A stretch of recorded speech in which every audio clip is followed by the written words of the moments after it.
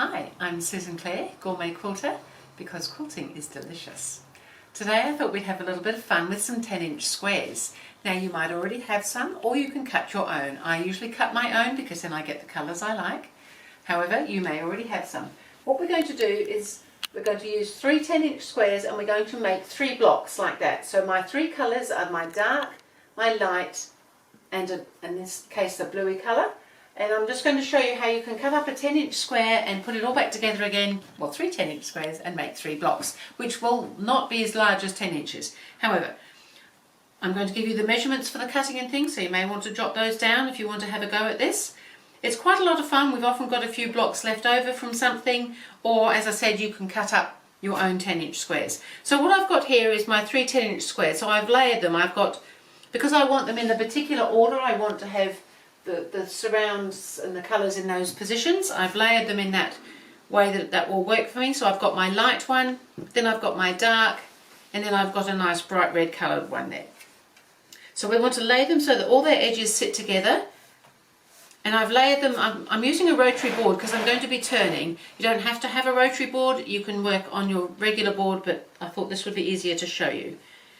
So I've set it onto my board, so whichever board you're using, you want to set it so that it lines up with the markings on your board, so that everything is sitting nice and straight, because we're going to be using some of those markings, well, to help us keep it straight, and also perhaps for some of the measurements.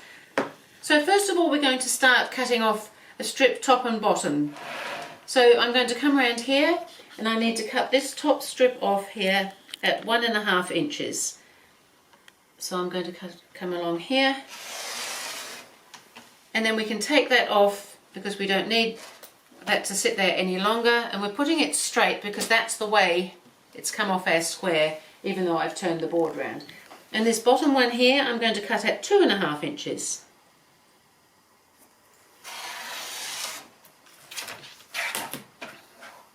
And we can lay that over here as well, so that we're more or less putting the square back together again so that we can see what we're doing. And so then I'm going to turn my fabric, or in this case my board, back towards me this way, and now I'm going to cut side to side. So this time we've done 1.5 and we've done 2.5. Now we're going to cut off a 2-inch strip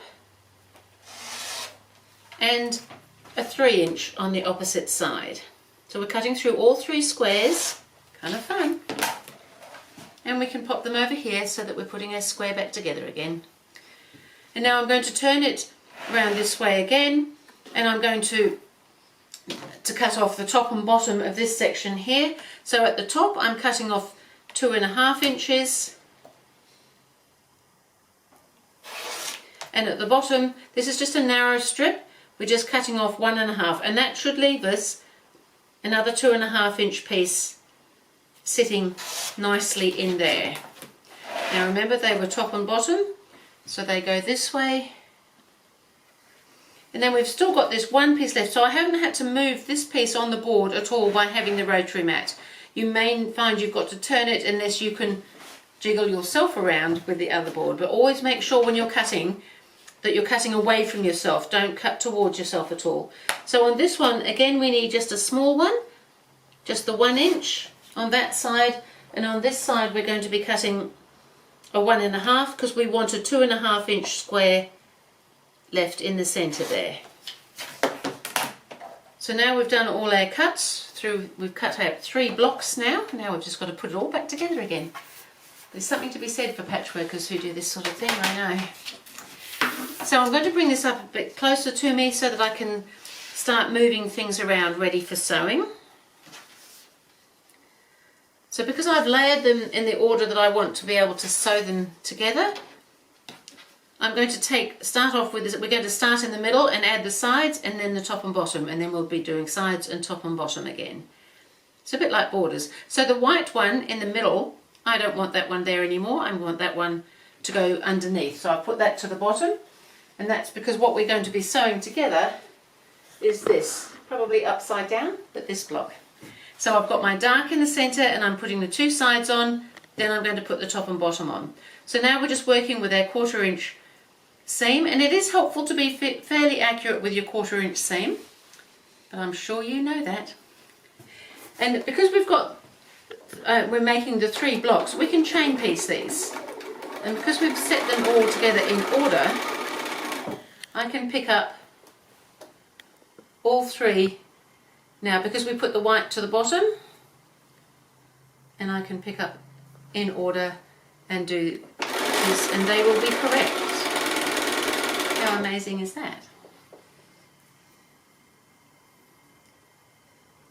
You could do it with more colours and more surrounds, however 3 seemed like enough to me. So I've done that side, and now I can come back and we can put the colours on the other side. So I'm just going to cut those apart so that they stay in the same order, and we can pop the other sides on. So I don't think you need to see me do all the seaming, so I'll go ahead and get these 3 joined and pressed, and then show you what we're going to do with the next little bits. So I've gone ahead and I've attached each side to that square according to the colours I came to next. It's a good idea to keep an eye that you are sewing the same colour on each time, of course. And so they're all ready for the next stage now. So I wanted to show you the next, because whilst it is just simple sewing the next strips on, we have now changed size. Because we've taken in 2 seams, I've pressed the seams out. Because we've taken in those 2 seams, it's now shorter. So we've taken in 1/2 inch here and 1/2 inch here, so we're 1 inch shorter. So this used to measure the same length as this, which is 5 inches, and it now only measures 4. So from the next pieces that we've got to put on, we need to trim off 1 inch, and also from the bottom and from the top. So we can just pop those out, keeping them still in their same order and together, so that all those edges are still sitting together. And then we can just trim off 1 inch, because we don't need that, because we've already used that up in the seam allowance, so we don't need those little bits. And the same thing now, we can come back here and start sewing on, just like we did the first ones. We can chain piece them through in the same order, so that we've got the right colours going on to make that surround. So I'll go ahead and sew these on, and then I'll show you the next little bit. So I've gone ahead and I've got my pieces on. So we've got the sort of narrower pieces to the side and the bottom, and the wider pieces to the top and this opposite side. They're all looking pretty good so far. So we're ready to put the next surround on. Now remember, when we had taken in seams here, we had to shorten the next pieces. The same thing applies here. We've shortened with 2 seams, so again it's another inch that we need to take off our pieces. So we can grab these pieces here. I'm just turning them so that I can cut them more easily.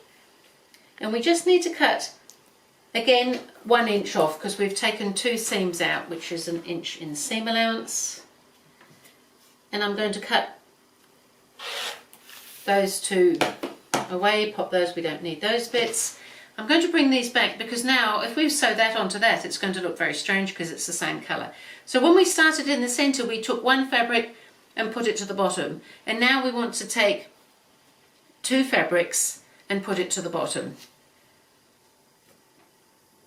I left them together so that I could cut them, so that everything was sitting still nicely, but now we can move things around, and now we're going to start sewing these on in just the same manner.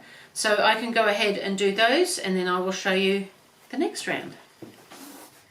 So I've gone ahead, I've put my sides on that we had shortened and changed the order of, so we now know which colours we're picking up. So the same thing now, because we're going to be putting on the top and the bottom, these are now quite a bit longer, because we've taken in 2 seams, this one and this one. So that's now, every time there's 2 seams, there's 1 inch. So we're taking 2 inches off this time, because we've got 2 lots of 2 seams. So we just want to shorten, so I've just brought these over here so I can shorten them.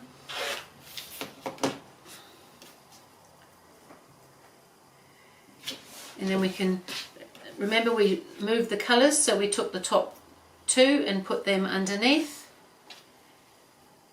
top and bottom, and now we've just got to pop those on. So you can, if things look like they might have got out of order when you're pressing and you forget to put them back in the same order, you always know that you're putting the same surround on, so that will help a little bit. Sometimes that can happen, I know. So now I've just got to sew those 2 seams on and we'll be done. So I'll go ahead and get this, and then I can show you a few colours up on the wall, how they might look together. So I've gone ahead and I've finished the 3 blocks. So we've got the light in the centre, the colour, and then the dark. We've got the colour, the dark and the light, and the dark, the light and the colour. So we've got 3 things going on there, plus at the moment they're all looking like they're in the same position, but we have options of turning. So we can have them in all different positions, which just gives a little bit of movement to a quilt. So as you can see behind me, I've already done some other colours. So I'm just going to pop some of these up there. We might pop perhaps a bright red up here, turn it around a little bit. And so this is where you can have a whole lot of fun playing with different colours. What I've used is a darker light and a colour. So my darks and lights are not all the same, so that you've got variety in fabrics there as well. And we might be able to pop this one down here. And sometimes the lights come together, sometimes the darks come together. And because that's going to happen, we might put this one over here. But we've still got lights together here. For me, that doesn't matter. I quite like that random look. You might want to have a think about what you prefer when you're putting a quilt together with your colours and things. But I think with something like this, a certain amount of random is part of the charm of the quilt.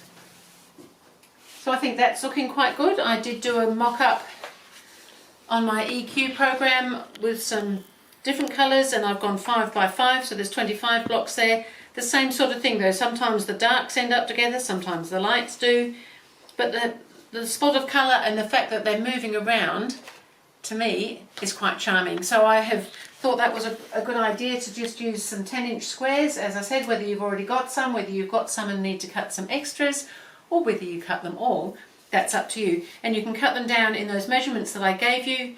Remember to trim the pieces as we sew them on. The reason I trim as we sew on rather than leave it and trim it after they're sewn on is because I like the accuracy that it gives me. If you sew things on, things can move. Sometimes things stretch a little bit or move around. And so if you cut them to the right length, you know the block is going to be the right size. The other thing is, I should just tell you that the block, we started with a 10-inch square of fabric. By the time we've taken in these 2 seams, it now measures 8 inches square.